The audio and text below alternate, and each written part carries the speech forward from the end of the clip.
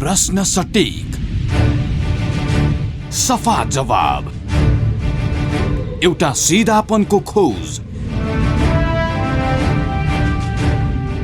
सीधा कुरा।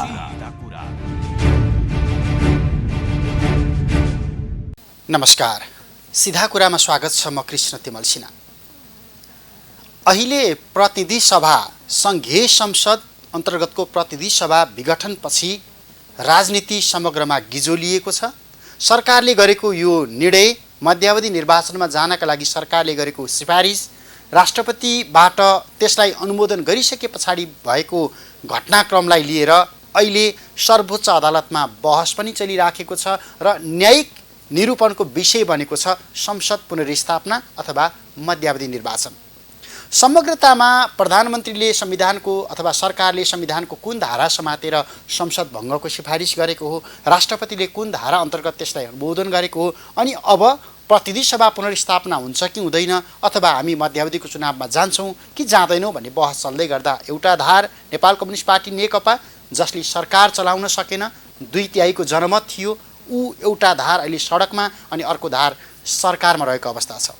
यो परिस्थितिमा समग्र यो प्रणाली फेल भयो, संविधान फेल भयो र अब सिस्टमले काम गर्न छाड्यो भन्नेहरूको पनि कमी छैन। तर यसो भन्दै गर्दा समग्रतामा प्रधानमन्त्रीले अङ्गीकार गरेको बाटो, सरकारले अङ्गीकार गरेको बाटो अनि अहिले सम्मानित सर्वोच्च अदालतमा चलिराखेको यही विषय बहसमा जोडिएर आज हामीसँग वरिष्ठ अधिवक्ता विष्णु भट्टराई संवादका लागि हुनुहुन्छ। स्वागत छ यहाँलाई। हजुर, धन्यवाद, नमस्कार। सरकार पक्षीय कानुन व्यवसायी अहिलेको बहसको सन्दर्भमा सरकार पक्षीय कानुन व्यवसायी भन्दा पनि प्रधानमन्त्रीज्यूले प्रतिनिधि सभा विघटन गरेको कुरा संवैधानिक छ भन्ने कानुन व्यवसायी। सरकार पक्षीय त एटर्नी जनरल साथीहरू हुनुहुन्छ, सन्देह। कसरी तपाईँले भनिराख्नु भएको छ संविधानवादका कुरा गर्दै गर्दा, अथवा यो संविधानले राजनीतिक अस्थिरता अन्त्य गरेर 5 वर्षको लागि स्थायी सरकार चलाउने, 5 वर्षसम्म संसद जाने, त्यसपछि आवधिक निर्वाचनमा जाने भन्ने खालको प्रावधान राखेको छ। त्यसकारण यो संविधानले दिँदैन प्रधानमन्त्रीले यो बाटो जानका लागि भनेर तमाम पूर्व प्रधान न्यायाधीशदेखि सबैले भनिराखेका छन्। सरकारको कदम संवैधानिक हो भनेर बहस कसरी, के आधारमा? प्रधानमन्त्रीजीले प्रतिनिधि सभाको विघटन गर्दाखेरि सम्मान्य राष्ट्रपतिज्यूका आफ्नो सिफारिस प्रस्तुत गर्दा संविधानको धारा 67(1), 67(7) र संविधानको धारा 85लाई उद्धरण गर्नुभएको छ। र संविधानको धारा 67(1) भनेको म संसदीय दलको नेता जो अहिले प्रधानमन्त्री छु, मैले संसदको लगभग अथवा बहुमतलाई प्रतिनिधित्व गर्छु भन्ने अर्थमा लिनुपर्छ। र हाम्रो अहिलेको संविधानको धारा 67 को व्यवस्था के हो भने यो संविधानले 4वटा प्रधानमन्त्रीको परिकल्पना गरेको छ। एउटा बहुमत प्राप्त प्रधानमन्त्री अहिले हामी भोगिरहेका छौँ, र अर्को 2 वा 2 भन्दा बढी दलहरू मिलेर बनेको प्रधानमन्त्री, अर्को सबैभन्दा ठुलो दलको नेता प्रधानमन्त्री, अर्को यी सबै कोही नभएर पनि संसदको कुनै एउटा निर्वाचित सदस्य जसले म संसदको प्रतिनिधि सभाको विश्वासको मत प्राप्त गर्न, बहुमत हासिल गर्न सक्छु भनेर भन्छ भनेदेखि त्यो पनि प्रधानमन्त्री। तर म तपाईलाई निवेदन गरौँ, एउटा संसदको लागि भएको निर्वाचनमा एकै पटक यो 4वटा स्थिति हुन्छ? हुँदैन। किनभनेदेखि अहिलेको प्रधानमन्त्री संविधानको धारा 1 बमोजिमको प्रधानमन्त्री हो भने त्यो प्रधानमन्त्रीको संसदीय दलको विभाजन नहुन्जेल ऊ त अब 2, 3, 4, 5 को हुने त कुरा भएन। र फेरि एउटा संसदमा 2टाको बहुमत हुँदैन। म बहुमतलाई प्रतिनिधित्व गर्छु भनेपछि अब 2, 3, 4 को त प्रधानमन्त्री हुने कुरै भएन। 2, 3, 4 का विकल्प त त्यो संसदसँग सुरक्षित छ नि त। छैन र? संसदसँग सुरक्षित यस कारणले छैन कि संविधानको धारा 100 को 1 मा हामीले हेर्यौं भने प्रधानमन्त्रीले चाहेमा, म भन्दैछु है, चाहेमा आफूलाई संसदको प्रतिनिधि सभाको विश्वास छ भन्ने कुराको मत लिन चाहेमा विश्वासको मत लिन सक्छ। संविधानको धारा 100 को उपधारा 2 को व्यवस्था के छ भने प्रधानमन्त्री, अब म अहिले बहुमतको प्रधानमन्त्री 76 को त हुँ, तर के हो भनेदेखि मेरो संसदीय दल विभाजन भयो अथवा मेरै संसदीय दलले मलाई अविश्वासको प्रस्ताव राख्यो भनेदेखि अनि त्यतिखेर मैले विश्वासको मत लिने भन्ने कुरा भएपछि 76 को म प्रधानमन्त्री हुँ भन्ने कुरामा विवाद छैन, विवादै छैन। र 76 अथवा यो अहिले मैले संविधानको धारा 100 को उपधारा 2 जे भने मेरो संसदीय दल विभाजित भयो, भएको छैन। अनि अहिले हामी नेकपाको संसदीय दलका जति संसद सदस्यहरू छौँ तिनै साथीहरू मेरो पार्टीको केन्द्रीय समिति, स्थायी समिति, संसदीय समिति, संसदीय दल र सचिवालय समितिमा पनि हुनुहुन्छ। त्यसकारणले गर्दाखेरि अहिले जुन कुराको विवाद उठिराखेको छ हामीहरूको बीचमा, त्यो संसदीय दलको विभाजन भयो, त्यहाँ कुनै प्रश्न उठ्यो? मलाई त संसदीय दलले नेता छानेर प्रधानमन्त्री भएको र संसदीय दलमा त्यो कुराको प्रश्नै उठेको छैन भने एउटा संसदमा दुईटाको बहुमत हुँदैन। त्यसकारण बहुमत प्राप्त संसदीय दलको नेताले मलाई मेरो पार्टीले काम गर्न दिएन, म फ्रेस म्यान्डेटमा जान्छु भन्यो भने अर्को सरकार बन्ने विकल्प छैन भने के गर्ने त? संवैधानिक प्रश्न हो कि राजनीतिक प्रश्न हो हामीले अहिले कुरा गरिराखेको? अब the constitution itself is a political document. संविधान राज्य सत्ता सञ्चालनको विधान हो जो जनताको इच्छा अनुसार बन्छ। जस्तै भन्नुस् तपाईँ एउटा प्रतिनिधि सभाको चुनाव लड्नुभयो र संसद सदस्य हुनुभयो भने तपाईँ संसदमा आएर कानुन बनाउनुहुन्छ। तपाईँले कानुन बनाउँदाखेरि तपाईँले कानुन बनाएको कि राजनीति गरे?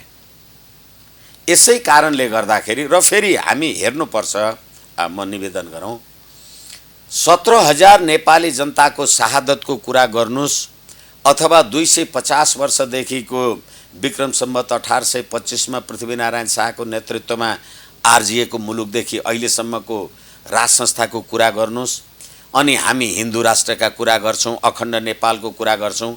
अहिलेको संविधान भनेको खाली संविधानको परिवर्तन होइन, यो त रिजिमको परिवर्तन, सिस्टम भन्दा पनि यो सत्ताको परिवर्तन हो। सरकार, सत्ता र सम्प्रभुता, सरकार, सत्ता र सम्प्रभुता, यो सरकारको प्रश्न मात्रै होइन, यो सत्ताको प्रश्न हो। सत्ता परिवर्तन भयो नि, राजतन्त्र भएको ठाउँमा गणतन्त्र भयो, संघीय, यो हामीले भनिसक्यौँ, धेरै कुरा नदोहोऱ्याइराखौँ समयको उसले गर्दाखेरि। त्यसकारणले गर्दाखेरि अब हिजो जो प्रधान न्यायाधीशजीहरूले जे भन्नुभयो भन्नुहुन्छ, अहिले हिजोको सम्मान्य प्रधान न्यायाधीशज्यूहरू, भूतपूर्व प्रधान न्यायाधीशहरू यही व्यवस्थाको राज्य कोषको भूतपूर्वले खाने सुविधा खाएर बस्नु भएको छ। सुशीला कार्कीजी प्रधान न्यायाधीश हुँदाखेरि लोकमान सिंह कार्कीको मुद्दामा लोकमान सिंह कार्कीको तर्फबाट बेन्चमा भनियो, होइन हामी कार्की मुद्दा हेर्नु हुँदैन भनेर भन्दाखेरि उहाँले होइन कार्की भए पनि दाई होइन, भाइ होइन, नाता गोता इष्टमित्र केही होइन, मैले हेर्नुहुन्छ भनेर मुद्दा हेर्नु भएकै हो। अनि त्यसले गर्दाखेरि र उहाँहरू सर्वोच्च अदालतको सम्मान्य प्रधान न्यायाधीश बहाल कायम रहनु हुँदाखेरि यो राज्य व्यवस्था थियो, यो संविधान थियो? अब एकछिनलाई मान्नुस् थिएन, एकछिनलाई मान्नुस् थियो भनेदेखि यो संविधान अन्तर्गत संसद विघटनको मुद्दा परेको छैन। अनि अहिले मुद्दा पर्यो संवैधानिक हो कि होइन भन्ने सर्वोच्च अदालतको विचाराधीन छ। तपाईँ भूतपूर्व प्रधान न्यायाधीश भएर यो असंवैधानिक हो भन्नुहुन्छ? किनभने तपाईँ त राज्यको एउटा जिम्मेवार नागरिक हुनुहुन्छ। आम पोलिटिकल पार्टीका मानिसहरूले सडकमा जे नारा जुलुस लगाउनु होला, जे भन्नु होला, तर के हो भनेदेखि यो असंवैधानिक हो भन्नका लागि त अब सर्वोच्च अदालतको विचाराधीन छ नि। र फेरि सम्मान्य भूतपूर्व प्रधान न्यायाधीशज्यूहरूलाई म निवेदन गरौँ, यही संविधानको धारा 105ले न्यायिक निकायको अदालतको विचाराधीन रहेको विषयमा प्रतिनिधि सभा अथवा संसद पार्लियामेन्ट जे भन्नुहोस् छलफल गर्न पाइँदैन, अदालतलाई अनुकूल अथवा प्रतिकूल प्रभाव पर्ने गरी। तर अहिले देशका प्रबुद्ध वर्ग भन्ने व्यक्तित्वहरू लगायत सडकमा यो सर्वोच्च अदालतको संवैधानिक इजलासको विचाराधीन रहेका मुद्दाहरूमा जुन प्रकारका अनन्त प्रदर्शनहरू भइराखेका छन् र यो गणतन्त्रको संविधान हामीले ल्यायौँ भन्ने पुष्पकमल दाहालजी लगायतका व्यक्तित्वहरू अहिले हामीले संविधान ल्यायौँ, गणतन्त्र हामीले स्थापना गरेका हौँ, सर्वोच्च अदालतले न्याय दिएन भने हामी सडकबाट संसद स्थापित गर्छौँ भनेर भन्नुहुन्छ भने कस्तो विधिको शासनको संविधान ल्याउनु भएछ? कस्ता रहेछन् हाम्रा देशका यो राज्य सत्ता चलाउने नेताहरू? र अर्को कुरा म तपाईलाई भनौँ, तपाईले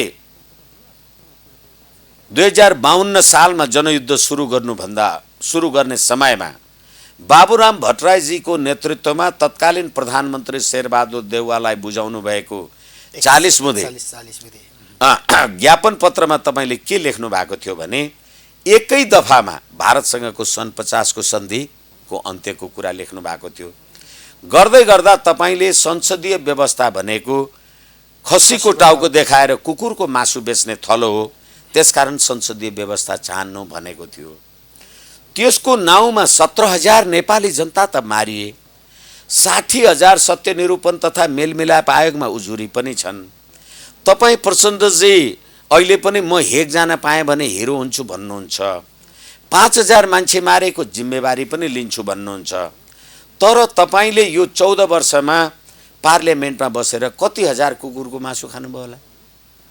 त्यसैले अहिले पनि सडकमा तपाईँ सर्वोच्च अदालतमा उजुर गर्न पनि जानुहुन्छ। तपाईँ सडकमा आएर सर्वोच्च अदालतले इन्साफ गरेन भने सडकबाट पार्लियामेन्ट स्थापित गर्नुहुन्छ भनेपछि यो तपाईँको संसदीय चरित्र हो, विधिको शासन हो। देशका तमाम विद्वत वर्गहरूलाई विनम्रताका साथ निवेदन, यो यसै नै हुनुपर्छ भन्ने आग्रह आफ्नो ठाउँमा कति ठिक होला? प्रधानमन्त्रीले पनि त राख्नु भएको छ नि त्यो आग्रह। त्यसैले यो आम सञ्चारको साथीहरूले कहिलेकाहीँ सोध्दा यति राम्रो प्रश्नहरू सोध्नुहुन्छ। म मुद्दाको झगडिया हुँ, मेरो मुद्दा म जित्छु भन्न नपाउने? म प्रधानमन्त्री नि, मेरो विरुद्धमा मुद्दा आएको छ। केपी शर्मा ओली बोलिराखेका छैन नि, त्यो देशको प्रधानमन्त्री बोलिराखेका छ। हो त प्रधानमन्त्री बोल्दै गर्दा अदालत निकायको एकैछिन त्यो एउटा स्वतन्त्रतामाथि हस्तक्षेप हुन्छ, प्रभावित हुन्छ भन्ने त एउटा छ नि त। होइन त्यो आशंका त गर्ने किन होइन केपी शर्मा ओली अहिलेको मुद्दा प्रधानमन्त्रीले पार्लियामेन्टको विघटन गरे नि, केपी शर्मा ओलीले त पार्लियामेन्ट विघटन गर्न पाउँदैन। त्यसैले प्रधानमन्त्रीले के भन्नुभयो भने मैले गरेको विघटन संविधान सम्मत छ, म मुद्दा जित्छु त भन्छु नि। म केपी शर्मा ओलीको तर्फबाट अदालतमा बहस गर्ने कानुन व्यवस्था हामी सुरुमै कुरा गऱ्यौँ, मैले त बेन्चमा पनि गएर भन्छु नि म त मुद्दा जित्छु भनेर। तर तपाईँ एउटा जुन समाजको सम्मानित अथवा कानुन संविधानको ज्ञाता र एउटा सम्मानित अवस्थामा हुनुहुन्छ, त्यो कुरा मुद्दाको एउटा पक्षले बोले जस्तो अरूले बोल्ने कि नबोल्ने पो भन्या त। यसै कारणले गर्दा म त्यसो त देव गुरुङजी रिट निवेदक हुनुहुन्छ, उहाँले चाहिँ होइन मैले दिएको मुद्दा म जित्छु त भन्छ नि त। तर के हो भनेदेखि संविधानको धारा 105 जो तपाईहरुले बनाउनु भएको छ र अस्ति राष्ट्रिय सभाको बैठक बस्यो, राष्ट्रिय सभाको बैठकमा यो विघटनसँग असहमति राख्ने वरिष्ठ अधिवक्ताहरूले त राष्ट्रिय सभामै होइन यो प्रधानमन्त्रीको कदम सदम असंवैधानिक जे भन्नु पर्थ्यो त्यो कुरा त भन्नुभयो, निरङ्कुश त एकदम सर्वसत्तावाद त भन्नुभयो। तर प्रश्न के हो भने हामीले सर्वहाराको अधिनायकवादको राजनीतिक सिद्धान्तलाई विश्वास गर्ने, त्यो राजनीतिक सिद्धान्तलाई विश्वास गर्ने शक्तिलाई नेपाली जनताले 2/3 को मत दिए र उहाँहरूले यो कोरोना महामारीको समयमा पनि नेपाली जनता खाएनन्, मरे बाँचे आफ्नो ठाउँमा होला, समय रहे कुरा होला। तर त्यतिखेर पनि भर्चुअल बैठक गरेर हामी सी चिनफिङ विचारधाराद्वारा अनुप्राणित छौँ, त्यस अनुसार हामी चल्छौँ भनेर प्रचण्डजी केपी शर्मा ओलीजीले भन्नुभएको हो, भर्चुअल बैठक भएकै हो भनेदेखि सी चिनफिङको विचारधारा भएको देशमा त बहुलवाद त छैन नि, दलीय स्वतन्त्रता पनि छैन, संवैधानिक स्वतन्त्रता पनि छैन, तपाईलाई रुल अफ ल भन्ने कुरा पनि छैन भनेपछि तपाईँ सर्वहाराको अधिनायकवादमा विश्वास राख्ने, राजनीतिक पद्धतिमा विश्वास राख्ने लोकतन्त्रवादी आफूलाई भन्नुहुन्छ अनि संसदीय प्रणालीको संविधान चलाउनुहुन्छ। संसदीय प्रणालीको संविधान सर्वहाराको अधिनायकत्वमा विश्वास गर्ने शक्तिले चलाउँदाखेरि नेपाली जनताले 2/3 बहुमत दिए पनि नचल्ने रहेछ भन्ने प्रमाण हो नि, यो देखियो नि।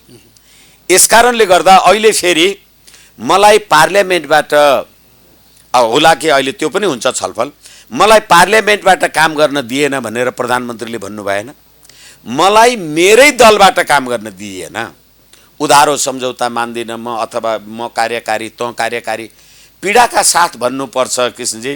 यो हामीले देशका सम्मानित शीर्षस्थ व्यक्तित्वहरू भनेको शीर्षस्थ पदमा रहेको मान्छेहरू, मैले तपाईँलाई भ्रष्टाचारी भनेर 19 पेजको दस्तावेज दर्ता गर्छु, तपाईँले मलाई त ज्यानमारा बाँदर मुडेको निके भनेर तपाईँ मलाई 38 पेजको कागज दर्ता गर्नुहुन्छ, अनि मैले तपाईँलाई त्यसरी त भ्रष्टाचारी भनेर लिखित दिने हो त त्यो त मानहानिको मुद्दा लाग्छ।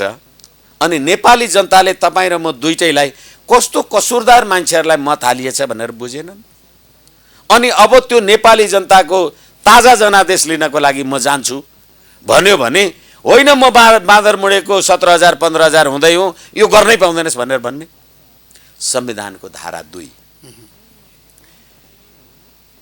नेपालको राजकीय सत्ता, नेपालको संप्रभु सत्ता र नेपालको राजकीय सत्ता नेपाली जनतामा निहित हुन्छ र नेपाली जनताको संप्रभु सत्ता कहाँबाट निश्चित हुन्छ? निर्वाचनद्वारा निश्चित हुन्छ। निर्वाचनले के गर्छ? निर्वाचनद्वारा आएको मान्छेहरूले कार्यकारी प्रमुखहरू हुन्छन् र प्रधानमन्त्री छान्छ र राजकीय सत्ता सञ्चालन हुन्छ। अब अहिले 3वटा उदाहरण म तपाईलाई गर्ने अनुमति चाहन्छु। अहिले 2/3 बहुमतको सरकारले गुठी विधेयक बनायो, किन पास भएन? नेपाली जनताले मानेनन् भनेपछि म 2/3 नेपाली जनतालाई वास्तविक प्रतिनिधित्व गर्थेँ भने जनता सडकमा आउँदैन थियो नि। एउटा कुरा, तपाईले नागरिकता विधेयक ल्याउनु भयो रोटी र बेटी भनेर, र नेपाली जनताको राजकीय सत्ता र संप्रभु सत्ता कहाँबाट निश्चित हुन्छ? नेपाली जनताबाट हुन्छ। तपाईले 1 अर्ब 30 करोड जनसङ्ख्या भएको देशका मान्छेहरूलाई बिहा गरेको आधारमा आजको भोलि राजनीतिक अधिकार सहितको नागरिकता दिने प्रावधान गर्नुभयो। त्यो कुन नेपाली जनताले मागेको थियो? र हामीले संविधानको यो लिपुलेख लिम्पियाधुरा र कालापानीको नक्सा संशोधन गर्ने कुरामा, संविधानको धारा 9 को अनुसूची संशोधन गर्ने कुरामा सम्पूर्ण राजनीतिक दलहरूले त संशोधनको पक्षमा काम गर्नुभयो। एकजना सरिता गिरीले भन्नुभयो, उहाँले हिन्दीमा बोल्नुभयो, हालाकि नेपालको राष्ट्रिय भाषा देवनागरी लिपिमा सरकारी कामकाजको भाषा नेपाली हो, उहाँले हिन्दीमा बोल्नुभयो र त्यो नक्साको विरोध गर्नुभयो। विरोध गरेपछि दलबाट त पार्टीबाट त तपाईलाई निकाल्नुभयो होला, तर यो सरकारले, यो सत्ताले, म भन्दैछु कृष्णजी, त्यो नेपालको नक्सा नेपाली विद्यार्थीहरूलाई पढ्ने पाठ्य पुस्तकबाट वञ्चित गर्यो। सरिता गिरी हारिन् कि जितिन्? यस कारणले गर्दाखेरि संसदले नेपाली जनतालाई के दियो? त्यति मात्रै होइन, यो संविधानले संवैधानिक परिषदको परिकल्पना गर्यो। संवैधानिक परिषदमा प्रधानमन्त्रीजी अध्यक्ष, प्रमुख प्रतिपक्षी दलको नेता सदस्य, सभामुख सदस्य, उपसभामुख सदस्य, राष्ट्रिय सभाको अध्यक्ष सदस्य, 6-7 जनाको यो कमिटी हुन्छ। त्यो सर्वसम्मतिले निर्णय हुनुपर्छ भनेपछि संविधान बनाउनेहरूले त्यतिखेर के बनाउनु भयो? हामी सर्वसम्मतले राज्य व्यवस्था चलाउँछौँ भन्ने धारणा हो यो। जुन देशमा बहुलवादको सिद्धान्त हुन्छ त्यहाँ सर्वसम्मत हुनै सक्दैन। तर अब तपाईले के गर्नुभयो? म 2/3 को प्रधानमन्त्री, मैले संवैधानिक परिषदको बैठक बोलाएँ, किनभने सबै संवैधानिक निकायहरू अख्तियार भन्नुहोस्, लोकसेवा भन्नुहोस्, निर्वाचन आयोग खाली छन्। अब त्यसलाई पदपूर्ति गर्नुपर्ने भयो। मैले बैठक बोलाएँ, तपाईँ मेरै पार्टीको सभामुख त्यो बैठकमा आउनुहुन्न, तपाईँ अर्को नेपाली काङ्ग्रेसको प्रमुख प्रतिपक्षी तपाईँ त्यो बैठकमा आउनुहुन्न, अनि तपाईँहरू नआइकन त्यो बैठकले कोरमै हासिल गर्न सक्दैन, नियुक्ति गर्न सक्दैन। अब सरकार फेल हो कि व्यवस्था फेल हो? तर सरकारलाई दोष लगायौँ हामीले। दोष लगायौँ होइन, प्रणाली के बनाउनु भयो? तपाईँ पात्र, प्रवृत्ति र प्रणाली के बनाउनु भयो? र म प्रधानमन्त्री भएर मैले सर्वोच्च अदालतको न्यायाधीश नियुक्तिको सिफारिस गरेँ। मैले सर्वोच्च अदालतको न्यायाधीशको सिफारिस गर्दा मेरै संसदीय दलका साथीहरूले चाहिँ त्यो कुरालाई होइन भन्नुभयो, संसदीय सुनवाईले। त्यति मात्रैले पुग्दैन मित्र, किनभने दीपकराज जोशीलाई तपाईँले डिस्क्वालिफाई, यो प्रधान न्यायाधीश हुन सक्दैन भन्नुभयो। त्यो मान्छे न्यायपालिकामा 12-15 वर्षदेखि न्यायाधीश भयो। त्यो मान्छेले त कर्तव्य ज्ञान मुद्दामा विष्णु भट्टराईले मान्छे मारेको हो भनेर फैसला गरेको कारणले म त जेलमा छु नि, सर्वोच्च सहित जन्मकैद। अनि तपाईँ चाहिँ अहिले न्यायाधीश हुन अयोग्य हुनुभयो। के ल्याउनु भएको छ प्रणाली भनेको? अनि अहिले सर्वोच्चमा फर्काएँ, सर्वोच्च अदालतमाथिको एक तहको अविश्वास जुन रूपमा अहिले नेकपाको एउटा धारबाट पोखिराखेको छ नि, पुष्पकमल दाहाल, प्रचण्ड, माधव कुमार नेपाल लगायतका नेताहरूको एउटा अविश्वास, पूर्व प्रधान न्यायाधीशहरूमाथिको एक खालको अविश्वास, त्यो संस्थालाई हामीले यो बिचमा विश्वासयोग्य बनाउनै सकेनौँ। त्यसकारण हामी आशंका गरिराखेका छौँ। हो, किनभनेदेखि हामीले दलगत राजनीतिक आधारमा न्यायाधीशहरूको नियुक्ति गर्यौँ।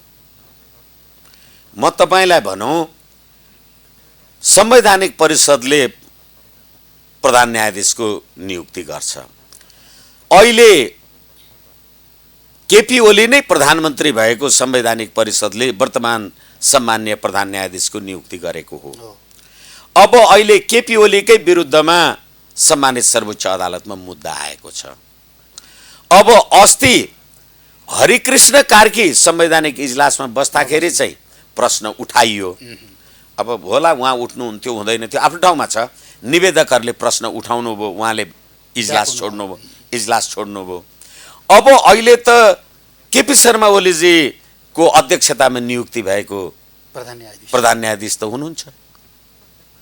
र त्यो बायसनेस हरिकृष्ण कार्कीलाई लाग्ने हो भने सम्मान्यज्यूलाई लाग्छ कि लाग्दैन? सपना मल्ल प्रधानजी त नेकपाको संविधान सभाको सभासद भनेदेखि अब त्यो कुरा उहाँको हकमा लागू हुन्छ कि हुँदैन? यसै कारणले हामीले विधिको शासनको जे कुरा गरिराखेका छौँ र त्यसलाई पुर्ताल गर्ने जे काम कारबाही गरिराखेका छौँ। अब ललिता निवास प्रकरणका कुरा गर्नुहोस्। ललिता निवास प्रकरणमा अब विजय गजदारजीहरूलाई मुद्दा लाग्यो र त्यही क्याबिनेटको प्रधानमन्त्री माधव नेपालजीलाई त मुद्दा लागेन। के गर्दैछौँ त? लाल पूर्जामा फोटो टाँच्नेलाई नै लागेन हो। अनि यसै कारणले गर्दाखेरि किन लागेन अरे भने तपाईँले लिएको जग्गा फिर्ता गर्नुभयो भनेर नलागे अरे। एकछिनलाई मान्नुहोस्, विष्णु भट्टराईले मसँगबाट 10 रुपियाँ चोर्यो भनेर तपाईँले अभियोग लगाउनु भयो। होइन, किसले झुकिएर लिएछु, तपाईँको 10 रुपियाँ फिर्ता गरेँ भनेपछि त म झन् चोर प्रमाणित भइनँ भनेको। लाल पूर्जा टाँसेको मैले फिर्ता गरेँ, लिएको त रहेछ नि त।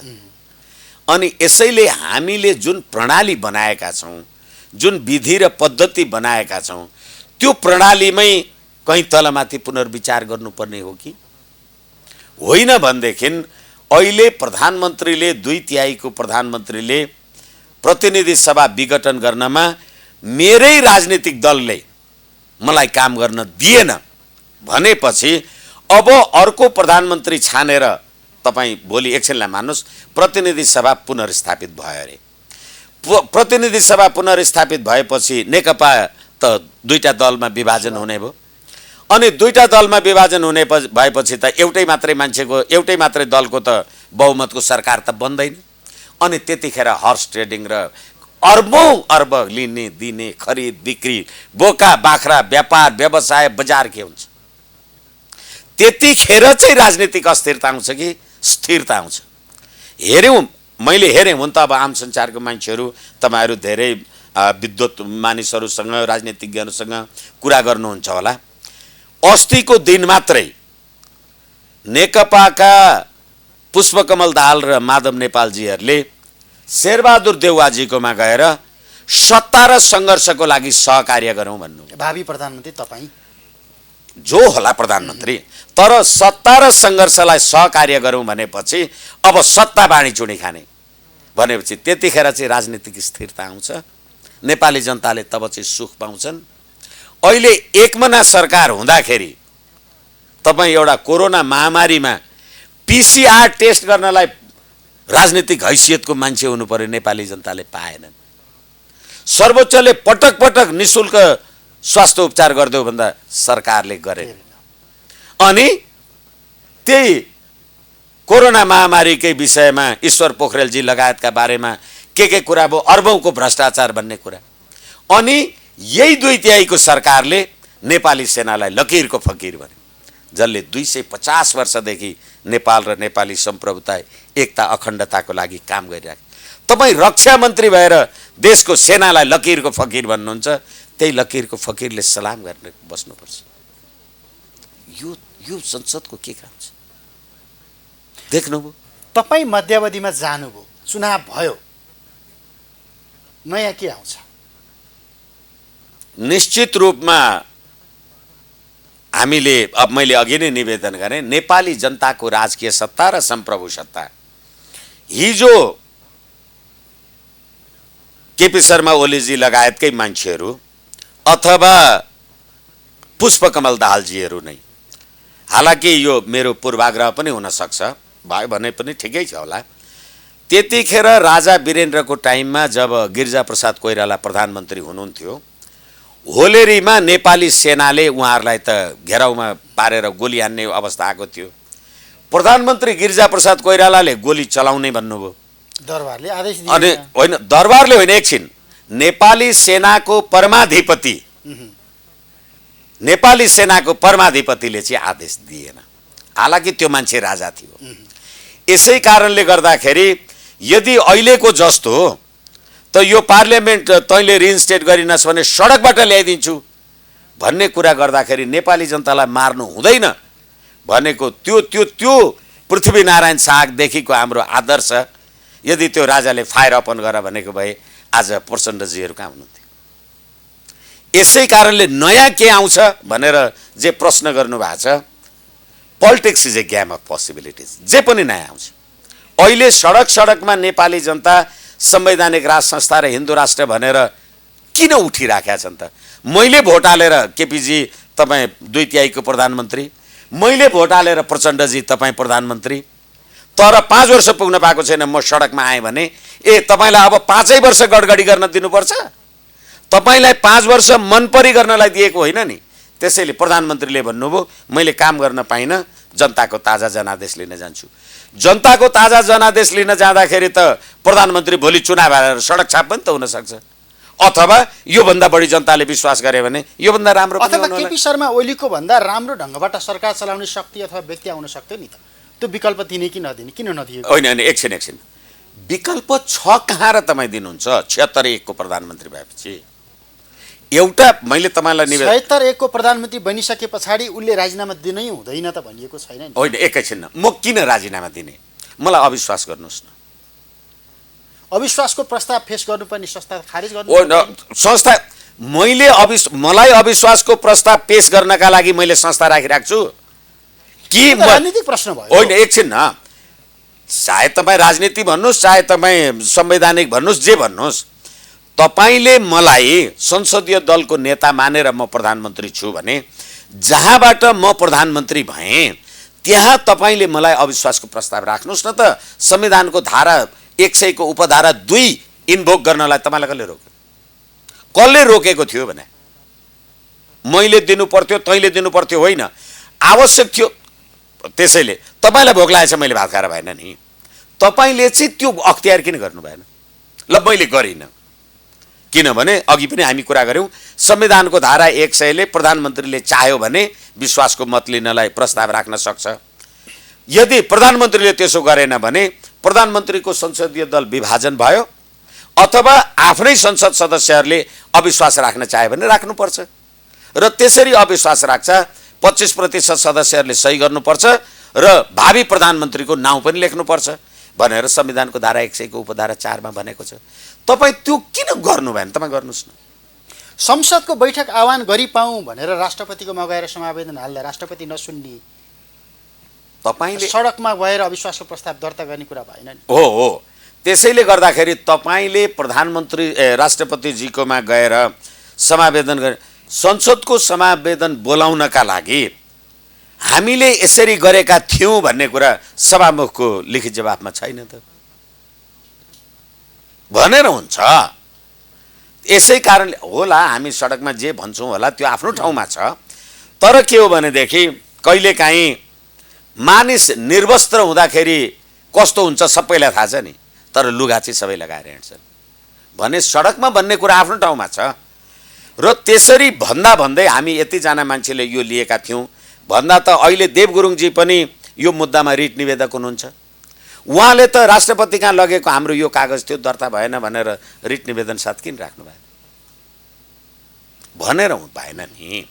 र फेरि के हो भनेदेखि हामीले संसदीय प्रणाली मानेपछि र संविधानको धारा 101-2 मैले निवेदन गरिराखेको छु, त्यो बमोजिम तपाईँले कार्यवाही गर्नु पर्यो। र तपाईँ मेरो प्रतिस्पर्धी हुनुभयो, राजनीतिक प्रतिस्पर्धी हुनुभयो, म तपाईँको राजनीतिक प्रतिस्पर्धी भएँ भने म तपाईँलाई उही माओवादीले भने जस्तो अब ढाडमा टेकेर टाउकोमा हिर्काउने भने जस्तो म तपाईँलाई त्यो अवसर दिनुपर्छ। मैले राजनीतिमा त्यो वैध हुन्छ, त्यो सिद्धान्त हुन्छ। हो यसै कारणले तपाईँले त 3 महिना 4 महिना 6 महिना 8 महिनादेखि आफ्नो पार्टीको कार्यालयमा अनेकौं पटक सयौंवटा समझदारी गर्नुभयो होला नि त। तपाईँ र मेरो बिचमा त अविश्वास बढेकै थियो। तपाईँले त्यतिखेरै संसदीय दलमा किन त्यो कुरा राख्नु भएन? किनभने राख्ने बित्तिकै संसदीय दल ब्रेक हुन्छ। संसदीय दल ब्रेक हुने बित्तिकै तपाईँको बहु पुग्दैन, प्रधानमन्त्री नै हुनुहुन्न, अनि किन राख्नुहुन्थ्यो? अब अहिले हामी यो मध्यावधि चुनावको बाटोमा जाँदै गर्दा हामीले जुन सिस्टमको कुरा गरिराखेका छौँ नि, सिस्टम त कमजोर भयो, मकायो, अविश्वास त बढ्यो नै। 2/3 जनमत दिँदाखेरि पनि सरकार चलाउन सक्दा रहेनछन्, स्थिरता दिन सक्दा रहेनछन्। आवधिक निर्वाचनको समयभन्दा अगाडि ढङ थाप्न आए, जनताले त बुझेको छ नि। कतै हामी यो सँगसँगै सङ्घीयताको भविष्यमाथि पनि प्रश्न उठाइराखेका छौँ। यो बिचमा मुख्यमन्त्रीहरूको गतिविधि हेर्दाखेरि, प्रधानमन्त्रीको क्रिया प्रतिक्रिया हेर्दाखेरि त्यो देखिन्छ नि। अब पहिलो कुरा त यो अहिलेका 550 जना प्रदेश स्तरीय संसद सदस्य यो देशको वाञ्छनीयता हो। के गरे यिनीहरूले? र अहिले ठिक छ, तपाईँले सङ्घीय प्रणाली नै अपनाउनु भएको छ अरे, प्रधानमन्त्रीले पार्लियामेन्ट डिजल्भ गर्नुभयो, आफ्नो ठाउँमा छ। प्रदेश त डिजल्भ गरेका छैन, आफ्नो आफ्नो ठाउँमा छन्। प्रधानमन्त्रीले बोलाएको बैठकमा त 2टा प्रदेशका मुख्यमन्त्रीजीहरू त आउनु भएन। अनि त्यहाँबाट अहिले यो सारा कुरा तपाईले जुन देशभरि खर्चको पनि हामी कुरा गर्छौं, देशभरि अहिले सत्ताधारी दलका 2टा फ्र्याक्सन, 2टा गुटको, 2 धारको देशभरि जुन प्रकारको जुलुस, नारा, फसादी र त्यसको खर्च र वर्षको हिसाब गर्नुहुन्छ भने त्यो पैसा कहाँबाट आइरहेछ? र त्यसमा हाम्रा संघहरूले त्यो कुरालाई निस्तेज पार्नलाई के काम गरे? ती प्रदेशहरूले। र फेरि के भने, हिजो त एउटा राजा हुन्थ्यो र एक ठाउँ सलामी गर्दा हुन्थ्यो, फेरि के राजा आए? अहिले त 8वटा राजा छन्। तपाईँ हरेक ठाउँमा सलामी गरेर पिर्कामा तौलिया ओछ्याएर काम कार्यवाही गर्नुहुन्छ भनेदेखि न तिनीहरूले अहिले यो कोरोना महामारीमा नेपाली जनतालाई केही दिन सक्यो, न यत्रो झगडा परेछ, ल केन्द्रमा झगडा परेछ, न त्यसलाई व्यवस्थापन गर्न सक्यो। अहिले पनि त तपाईहरू नेपाली जनताको हक हित र रक्षाका लागि यी प्रदेशहरूले के गरे र प्रदेशको माग कुन नेपाली जनताको माग थियो? केही पछि होला अब मधेसवादी दलहरूले जे भने होलान्, जे भनेनन् होला, तर के हो भनेदेखि यिनै उपेन्द्र यादव आफू उप प्रधानमन्त्री भएर, जो संघीयताको पक्षधरहरू हुनुहुन्छ उहाँहरू उप प्रधानमन्त्री भएर असोज 3 गते संविधान दिवसको दिन कालो दिवस भनेर संविधान डढाउने कुरा गर्ने होइन। अर्को कुरा म तपाईँलाई भनौँ, 250 वर्षको नेपालको इतिहासमा राष्ट्रिय झण्डा डढेन। 250 वर्ष अगाडि किन डढेन? त्यति मात्रै होइन, तपाईँको नेपाली टोपी डढाइयो नि। अनि यो राष्ट्र, राष्ट्रियता, राष्ट्रिय एकता, अखण्डता कहाँ रह्यो? अहिले भन्नुहोस् न, अमेरिकामा जर्ज वाशिङटनलाई त्यहाँका राष्ट्र निर्माता भनिन्छ, भारतमा महात्मा गान्धीलाई, चीनमा क्लिन सेनहाङलाई, बेलायतमा एकबर्डलाई, अनि इटालीमा ग्यालिलियोलाई, अनि जर्मनीमा बिस्मार्कलाई। त्यहाँ राजनीतिक परिवर्तन हजारौं भयो होला नि, उनीहरूका शालिग किन ढलाइँदैनन्? यहाँ पृथ्वीनारायण शाहको शालिगमा माला लगाउन जाँदाखेरि प्रहरी लगाएर कुटाइ खान्छन् नेपाली जनता। यो राज्य व्यवस्थै कसको निमित्त काम गरिरहेको छ? मैले तपाईँलाई निवेदन गर्दै थिएँ, लिपुलेख, लिम्पियाधुरा र कालापानीको संविधानको धारा 9 को अनुसूची 2 बमोजिम अनुसूची 3 संशोधन गर्ने कुरामा मैले भनेको थिएँ, यो संविधानको धारा 4 मा नेपालको भूभाग भन्नाले यो संविधान लागू हुँदाका बखतको भूभाग भनेको छ। यो संविधान लागू हुँदाका बखतको भूभाग भन्दा तपाईले लिपुलेख, लिम्पियाधुरा र कालापानी त राख्नु भएको रहेन रहेछ, राख्नु भएको रहेन रहेछ भनेपछि तपाईले राष्ट्रिय अखण्डताको संविधान बनाउनु भएछ। के बनाउनु भएछ भनेको? अनि त्यो संविधानको धारा 4 संशोधन गर्नु भएन। अनि मुकुन्द नरवणेलाई सलाम नगरेर के गर्नुहुन्छ तपाई? अनि प्रतिनिधि सभा डिजल्भ हुने, प्रतिनिधि सभा डिजल्भ नहुने त नेपाल र नेपालीको इच्छा अनुसार राज्य व्यवस्था चलिरह्यो भने त चुनाव गर्दै रहौँला न। तपाई घरमा हात्ती पाल्नुहुन्छ अनि बोकाला हाल्ने जस्तो दुबो हालेर होइन मेरो त हात्ती अगाएन भन्नुहुन्छ भने त त्यो भएन नि। अन्त्यमा हामी यो व्यवस्था असफल भइराखेको छ, नयाँ कोर्समा गइराखेका छौँ भन्न सक्छौँ? निश्चित रूपमा यो व्यवस्थाले कुनै पनि नेपाली जनताको स्वाधीनता, अघि मैले राष्ट्रिय झण्डाको कुरा गरेँ, स्वाभिमान, मैले लिपुलेखको कुरा गरेँ, सम्प्रभुता, अखण्डता, के चाहिँ रक्षा गर्न सक्यो? र तपाईँ देशको राष्ट्र निर्माताको शालिग ढालेर सी चिनफिङ विचारधाराद्वारा अनुप्राणित छु भन्नुहुन्छ। तपाईँ लेनिन, माओवादी, मार्क्स, लेनिन, स्टालिनको जन्म दिवस मनाउनुहुन्छ र माला लगाउनुहुन्छ।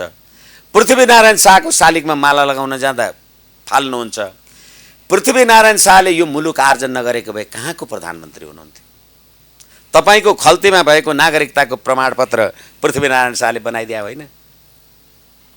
अनि संस्कृतमा एउटा भनाइ छ, कुपुत्रो जायत क्वचिदपि कुमाता नभवति। आमा चाहिँ कुमाता हुँदिन अरे, छोरो चाहिँ कुपुत्र पनि पैदा हुन्छ अरे। के भइराखेको छ? यस कारणले गर्दाखेरि जुन देशको राष्ट्रिय झण्डा जलेको छ, अनि जुन देशको, हालाकि अहिले म प्रधानमन्त्रीजीले पार्लियामेन्ट विघटन गरेको कुरामा उहाँको पक्षमा बहस गर्दैछु, तर जुन देशको 2/3 प्रधानमन्त्रीले आफ्नो जन्मदिवसमा सिङ्गै देशको नक्सा बनाएर केक काटेर खान्छ, तपाईँ भारतको प्रधानमन्त्री भएर नक्सा काटेर खाएर हेर्नुहोस् त। यसकारण नेपाली जनताले यी सबै कुरामा ध्यान राखेका छन्। यो राज्य प्रणाली एक टर्म पनि टिकेन। त्यही नयाँ परिवर्तनको कोर्समा हामी प्रवेश गर्ने क्रममा अहिले यो चुनाव लगायतका यी बखेडाबाजी सर्किएको हुन सक्छ नि? हुन सक्छ। Politics is a game of possibilities. राजनीति सम्भावनाको खेल हो, जे पनि हुन सक्छ। त्यही भएर फरक विचार राख्ने तपाईहरू जस्ता कानुन व्यवसायीलाई प्रधानमन्त्री केपी शर्मा ओलीले अग्रमोर्चामा उभ्याएको हो कि? त्यो कुरा चाहिँ केपीजीलाई सोधे राम्रो, तर मलाई चाहिँ व्यावसायिक रूपले वकिल भएको कारण म त ज्यान माराको पनि त मुद्दा हेरे होला, लागु औषधको पनि हेरे होला, जबरजस्ती कर्नीको पनि हेरे होला, सबै तपाईँले पनि ज्यान मार्नलाई साथ दिएको थियो कि भनेर साथीहरूले यसो सोध्छन्। त्यो व्यावसायिक इमान्दारिता हो, अरू केही होइन। हुन्छ, समय र सम्वादको लागि धन्यवाद। हस्, मलाई पनि मेरो कुरा राख्ने अवसर दिनुभयो। क्यापिटल टेलिभिजनलाई हार्दिक धन्यवाद, नमन, प्रणाम। वरिष्ठ अधिवक्ता विष्णु भट्टराई, समग्रतामा प्रधानमन्त्री केपी शर्मा ओली नेतृत्वको सरकारले अहिलेको सङ्घीय संसद अन्तर्गतको प्रतिनिधि सभा 2 वर्ष आयु छँदै मध्यावधि निर्वाचनमा जाने ढङ्गबाट विघटन गरिसके पछाडि जुन तहको बहस चलिराखेको छ, भलै सर्वोच्च अदालतको क्षेत्राधिकारभित्र प्रवेश गरिसकेको विषय हो, तर पनि सडकमा बसेर संसद पुनर्स्थापनाको माग गरिराखिएको छ, वक्तव्यबाजी गरेर प्रधानमन्त्रीको कदमलाई असंवैधानिक भनिराखिएको छ, अनि चुनाव भइहाल्यो भने हामी चुनावमा जाँदैनौँ, सडकबाटै सरकार बनाउँछौँ पनि भनिराखेको अवस्था छ। तर समग्रतामा यी घटनाक्रमले मुलुकलाई कता लगिराखेको छ, अनि 62-63 को जनआन्दोलन पछाडि हामीले अङ्गीकार गरेको भनिएको 72 सालको विश्वकै उत्कृष्ट भनिएको संविधानको फलिफाप कुन ढङ्गबाट अहिले मुलुकले भोगिराखेको छ। कतै संविधान फेल भयो, अथवा यो व्यवस्था नै फेल भइराखेको हो, अथवा नेताहरू मात्रै फेल भएका हुन्। समग्रमा आम रूपमा उठिराखेका यिनै प्रश्नमा जोडिएर संवाद गऱ्यौँ। समय र संवादको लागि म वरिष्ठ अधिवक्ता विष्णु भट्टराईलाई फेरि पनि धन्यवाद दिन्छु। क्यापिटल टेलिभिजन हेर्दै गर्नुहोला। नमस्कार। प्रश्न सटीक,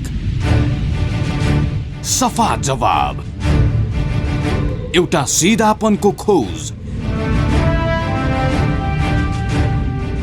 सीधा कुरा।